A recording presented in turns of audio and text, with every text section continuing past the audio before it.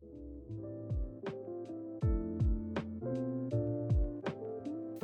semuanya, kembali lagi dengan saya Lala Intan, Application and Support Engineer dari PT Quantum Inti Akurasi.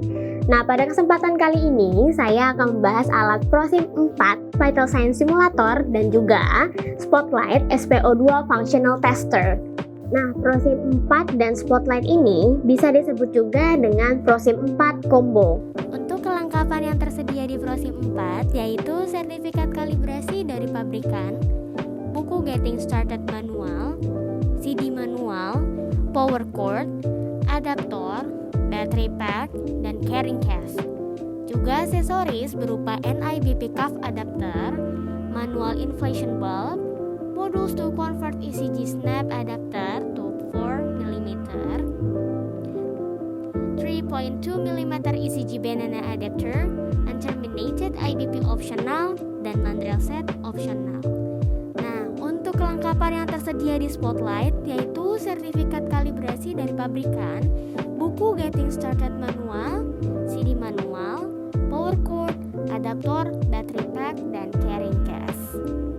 Nah, selanjutnya adalah fungsi dari ProSim 4 Vital Signs Simulator dan juga Spotlight SPO2 Functional Tester. Untuk ProSim 4 sendiri adalah alat yang digunakan untuk menguji dan memverifikasi pasien monitor yang memiliki berbagai parameter fisiologis pasien seperti EKG, pernafasan atau respiration, IBP, invasive blood pressure, dan tekanan darah non-invasif atau NIBP. Kemudian, tidak hanya untuk sebagai pasien monitor saja nih, tetapi ProSim 4 juga bisa digunakan untuk menguji EKG, tensi digital, dan tensi manual seperti sphygmomanometer ataupun tensi aneroid. Sedangkan untuk Spotlight SPO2 Functional Tester adalah alat yang digunakan untuk mengukur kinerja SPO2 monitor atau pulse oximeter. Selanjutnya adalah bagian-bagian alat dari ProSim 4 dan juga Spotlight. ProSim 4 terlebih dahulu. Untuk bagian depan dari ProSim 4, di sini ada LCD touchscreen, di sini ada port IBP, di sini ada air port connector atau port NIBP. Kemudian di sisi samping alat ada port USB.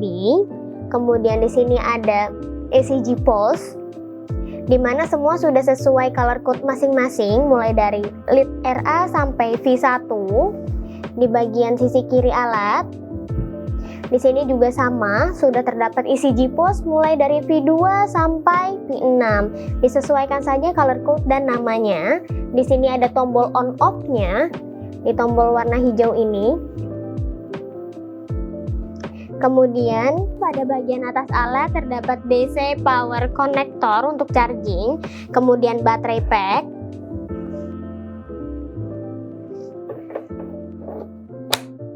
nah untuk bagian belakang alatnya terdapat call due date, kapan terakhir dikalibrasi dan kapan harus dikalibrasi, dan juga serial number di sini.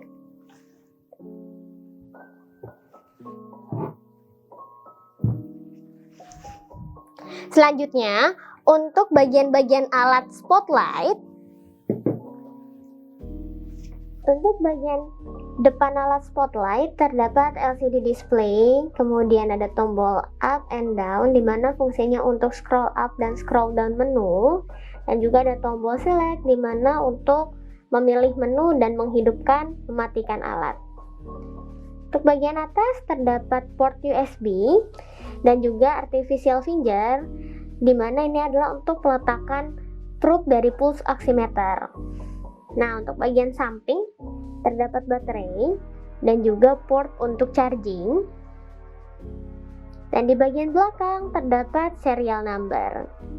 Pengenalan fitur yang ada di ProSim 4 dan Spotlight. Nah, yang pertama adalah ProSim 4 dulu nih. Untuk ProSim 4 memiliki beberapa fitur. Untuk menu yang pertama adalah menu predefined. Jadi terdapat ada 3 predefined patient condition. Ada normal adult, kemudian hypertensive adult, hypotensive adult. Nah, 3 menu ini untuk parameter bisa disimulasikan sesuai kondisi pasien. Misalnya normal adult. Nah, di sini sudah diatur semuanya mulai dari heart rate dengan wave-nya, respirasi rate sampai NIBP rate. Terdapat juga menu EKG, respiration, NIBP, dan IBP. Nah, menu-menu ini untuk pengujian per parameter. Jadi, kalau teman-teman memiliki EKG, tensi manual ataupun tensi digital lainnya bisa menggunakan ProSim 4 untuk pengukuran. Untuk setiap titik setting pada masing-masing menunya, nilainya adalah fix. Kita langsung pilih atau touch titik setting yang sudah tersedia pada ProSim 4, maka setting yang dipilih akan terlihat pada menu bar yang di atas. Untuk menu lainnya kita pilih more. Nah, di sini ada menu leak task and manometer. Nah, di mana menu ini bisa digunakan untuk pengujian kebocoran pada tensi manual, baik speedmo manometer ataupun tensi aneroid.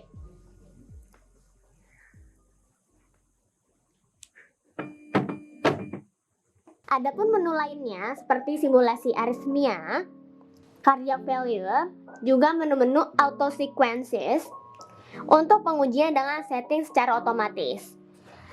Kita buka salah satunya cardiac failure auto sequence. Nah, di sini sudah diatur dan apa saja yang hidup untuk parameternya. Di sini ada counting waktunya dan kita tinggal pilih start saja.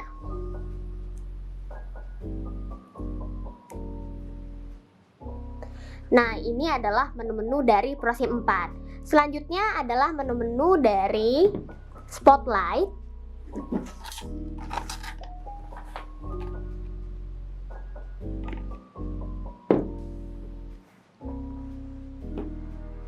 Nah, untuk Spotlight, Functional Tester juga memiliki beberapa menu. Menu yang pertama adalah SPO2. Jadi, pada menu ini kita bisa memilih settingan nilai saturasi oksigen yang akan disimulasikan. Nah, mulai dari titik yang terendah 70% sampai 100%.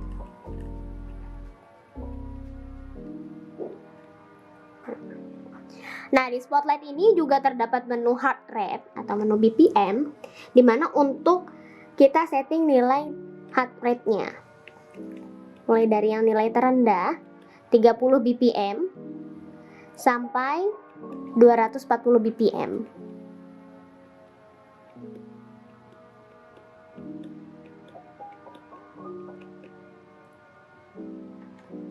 Setelah menu heart rate terdapat menu pulse amplitude, kemudian ada transmitter. Nah, untuk transmitter ini di sini ada pemilihan menu untuk tipe dari probe-nya. Medium finger, large finger, atau small finger. Nah, small finger ini biasanya digunakan untuk neonatal, tapi medium finger biasanya digunakan untuk probe yang dewasa. Di sini ada artefak, kita nonkan. Kemudian ada tipe. Nah, tipe ini disesuaikan dengan tipe dari probe-nya. Di sini terdapat Nellcor, BCI, Mindray, and Cohden atau Nihon Cohden, Philips, GE Ohmeda, Nonin, Masimo.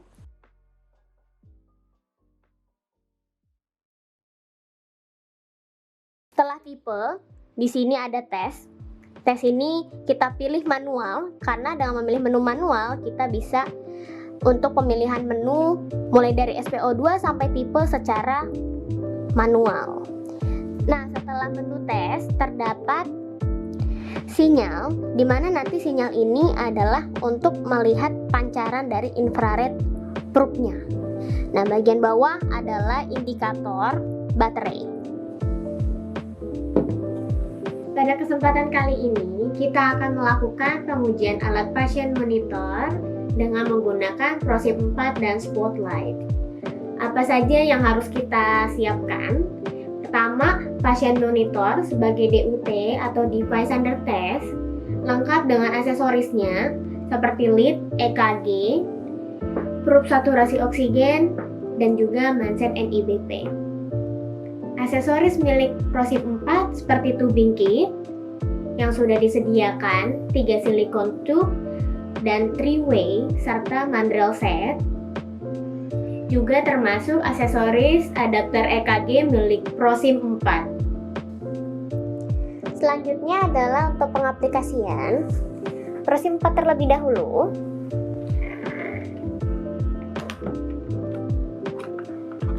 Kita pasang lead EKG elektroda sesuai dengan color code masing-masing atau namanya masing-masing. R,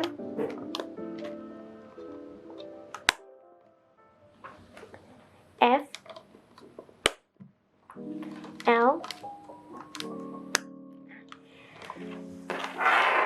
Nah, untuk pemasangan snap EKG atau jenis lead yang kancing seperti ini bisa langsung diaplikasikan. Nah, kalau misalnya teman-teman memiliki banana lead, bisa menggunakan adapter yang 3,2 mm dan juga 4 mm seperti ini.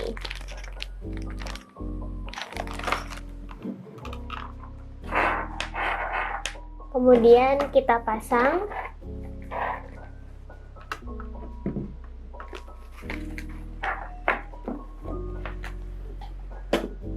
NIBP dengan 3-way dan 1 selang. Nih. Pasang selang yang satunya ke port NIBP atau airport connection. Kemudian selang dari manset dan yang satunya ke unit. Kemudian kita pilih mandrel setnya dengan tipe yang adult.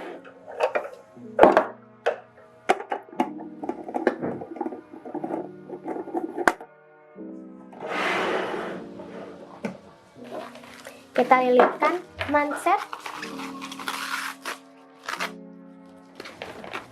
dan adult.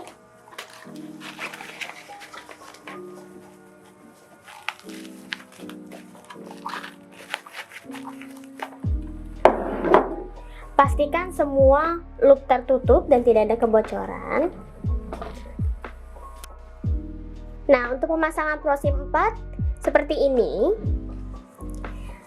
Kalau begitu, kita boleh nyalakan ProSim 4 dengan menekan tombol on off di bagian sisi kanan alat.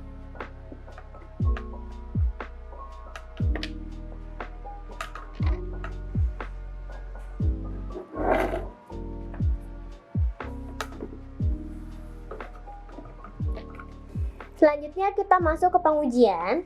Kita uji per parameter. Yang pertama kita uji adalah EKG. Jadi kita pilih menu EKG. Nah, di sini kita mulai setting misalnya dari titik yang terendah.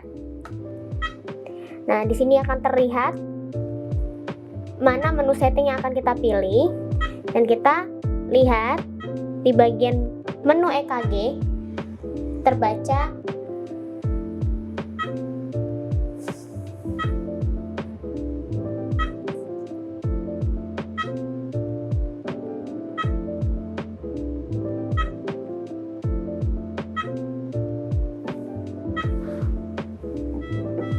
kita setting titik terendah 30, terbaca 30, 60 akan terbaca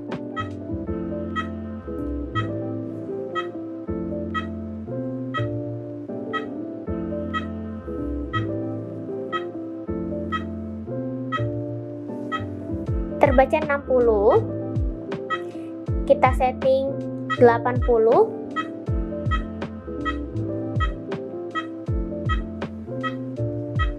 nah yang harus kita perhatikan di sini adalah lead 2, selanjutnya titik 120,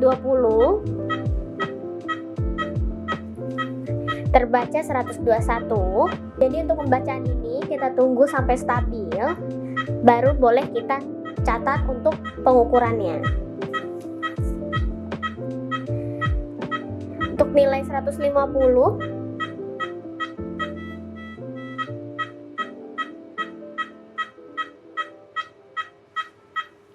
terbaca 151. Untuk kita setting 180, terbaca 181. Untuk setting 210, terbaca 209.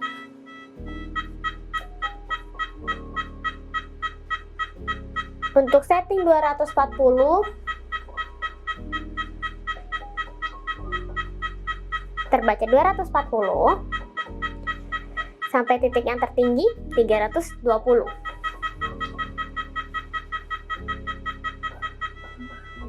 Terbaca 319. Kita kembalikan lagi ke normal. Tidak lupa di sini ada menu pemilihan untuk neonatal. Jadi nanti kalau untuk lead EKG atau pasiennya adalah kita simulasikan menjadi bayi atau neonatal, kita tinggal pilih neonatal. Maka di sini menunya akan berubah pemilihan neonatal. Selanjutnya adalah pengukuran respiration. Kita pilih menu respiration. Untuk pemilihan respiration ini terdapat dua menu untuk pemilihan lead. Jadi ada sadapan sinyalnya, left arm lead atau left leg lead. Nah, pemilihannya di bagian sisi kiri bawah. Nah, untuk pasien monitor ini sendiri, karena kita pilih left arm lead, dia tidak akan memunculkan nilai karena sadapan sinyal yang dimiliki oleh pasien monitor ini adalah left leg lead. Nah, ini yang perlu kita perhatikan, atau ada beberapa pasien monitor yang bisa keduanya. Jadi LA atau LL itu bisa melakukan penyadapan sinyal untuk respirasi. Nah, mulai kita setting dari yang terendah 10.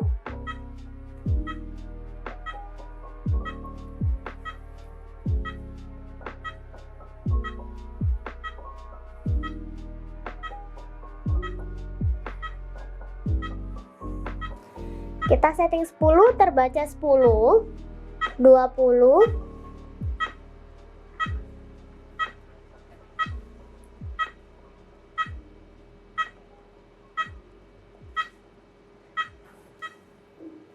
terbaca 20. Kita setting selanjutnya 30, terbaca 30. Nah, untuk respiration ini juga sama. Jadi ditunggu stabil, terus kemudian baru kita boleh catat hasil pengukurannya atau pengujiannya. Kita setting 40.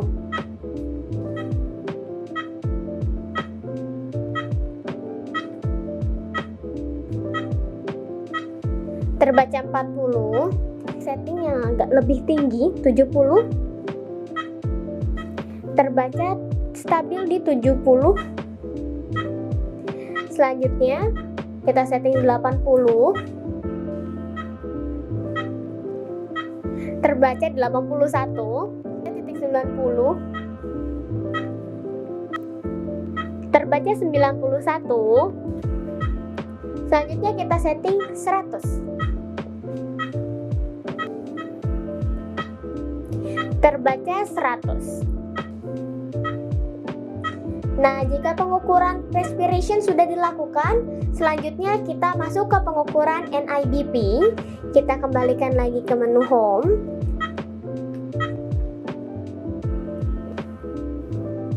Selanjutnya adalah pengukuran NIBP. Kita pilih menu NIBP. Kita setting 60/30 dengan MAP-nya 40. Lalu kita tekan start dari DUT-nya atau pasien monitor.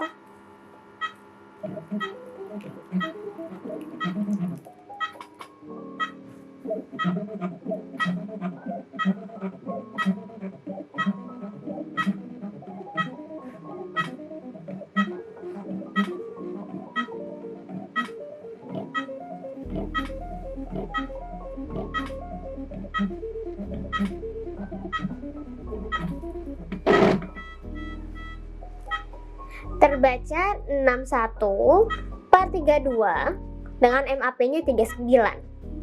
Selanjutnya 120/80. Kita tekan start lagi, NIBP.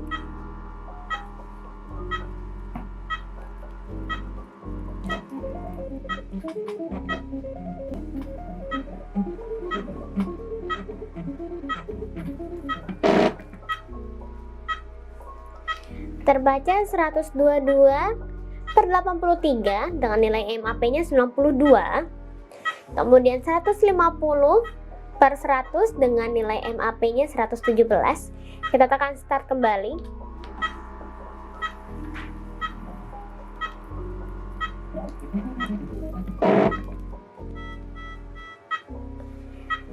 Terbaca 152/105 dengan MAP-nya 116. Kemudian 200/150 dengan nilai MAP-nya 167 dan kita tekan start.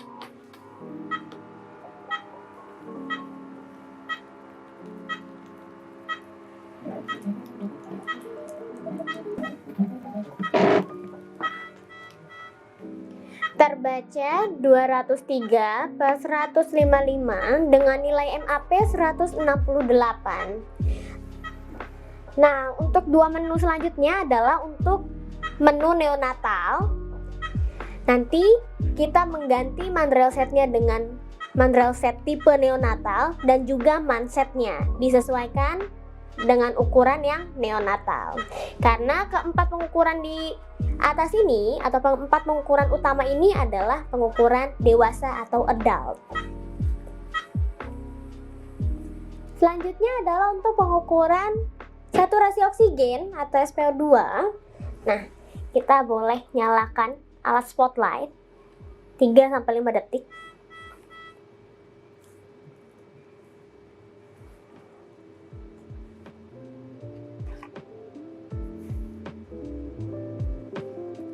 Kita pasang probe-nya. Tidak lupa kita sesuaikan juga merek dan tipe dari probe-nya. Nah, bisa dilihat.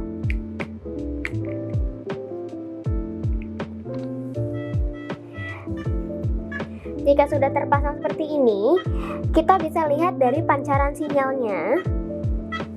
Kemudian kita boleh atur tipenya.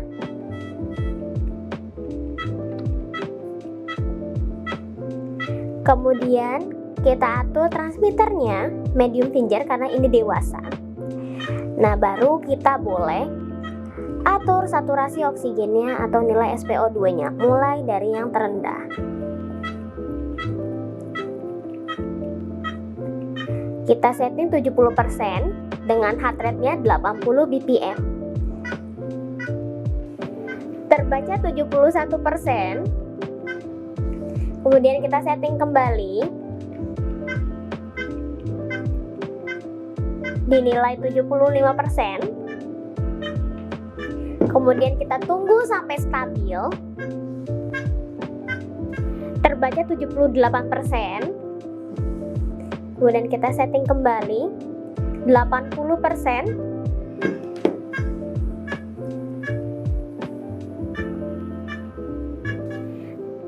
Terbaca 81%.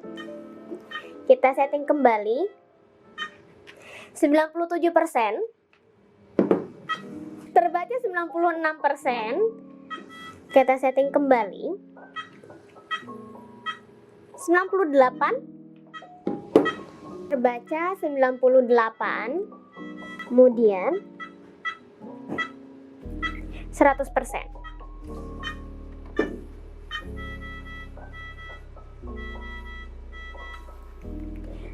Terbaca 99%. Nah, itu dia cara penggunaan ProSim 4 dan Spotlight untuk alat pasien monitor. Tidak hanya untuk pengujian, tetapi alat ini juga teman-teman bisa nih digunakan sebagai preventive maintenance ataupun QC. Terima kasih sudah menonton channel YouTube kami. Dukung, tonton terus channel ini. Jangan lupa di like, komen, subscribe, dan juga share.